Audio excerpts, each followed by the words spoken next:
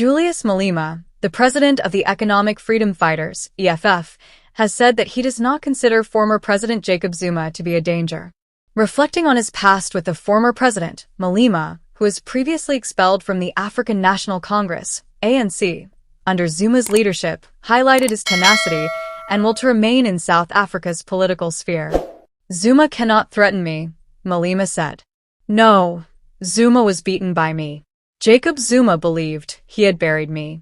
When he was expelled from the ANC for comparing Zuma to former President Thabo Mbeki, he described how his political career was upended. Malema claimed to have condemned what he saw as a change in the political landscape, pointing to a regime change in Botswana that he thought was comparable to internal political changes within the ANC. Following a series of public disputes with Zuma that garnered national attention, Malema was expelled from the ANC in 2012. Malema, a former leader of the ANC Youth League, had at that point turned into a strong opponent of Zuma's presidency, questioning his governing style and policies. Malema's political career underwent a dramatic shift after the expulsion, which finally resulted in the creation of the EFF, which has since developed into a potent opposition force in South African politics. Malema further said in his most recent statements that the current president, Cyril Ramaphosa, was used as an instrument in his dismissal. He implied that Ramaphosa's position was used by the ANC leadership, led by Zuma, to impose rulings that marginalized vocal party opponents. This speech emphasizes Malema's serious disagreements with the ANC and his belief that he has become stronger as a result of his struggles. He founded the EFF with success and established it as a serious rival to the ANC's political hegemony in spite of his expulsion. Malema's remarks highlight the enduring rivalries that continue to influence South African politics as the 2024 elections get near. The EFF leader's story appeals to his supporters, who see him as an unrelenting supporter of political reform.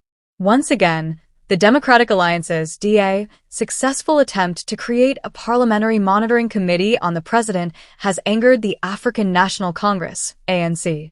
The ANC saw this resolution, which was supported by a number of non-new parties, as an effort to weaken President Cyril Ramaphosa's government. The duty of closely examining the president's choices, actions, and spending would fall to the proposed oversight committee. Such a body, according to the DA, is essential for accountability and transparency at the highest governmental level. The ANC, on the other hand, has expressed reservations, seeing the plan as an assault on its leadership and an effort to reduce the power of the ruling party. ANC officials said that this new committee may result in political bluster since the president is already subject to extensive inspection via a number of legislative mechanisms.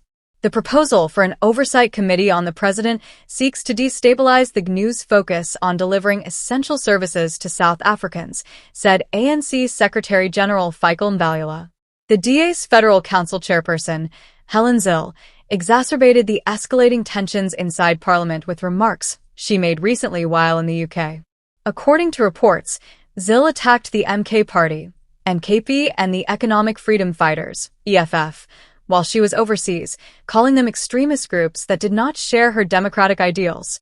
The ANC reacted angrily, with Mbalula calling Zille's comments reckless and asserting that they merely widened already existing political rifts. He continued by saying that, especially considering that she was speaking to an international audience, her remarks showed a lack of regard for South Africa's political variety. In support of her claims, Zille said that the EFF and NKP do not match the concept of a democratic government, which is what South Africans want. Speaking candidly about her party's beliefs, she said, is consistent with the DA's dedication to openness. Zille's public remarks and the DA's demand for an oversight committee have drawn criticism from the ANC, indicating a possibly heated confrontation in Parliament.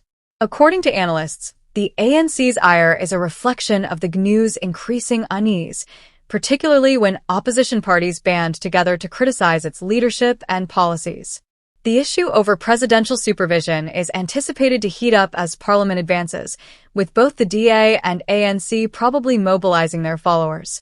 Zille's comments, which highlight the underlying conflicts influencing South Africa's present political climate, are still relevant today.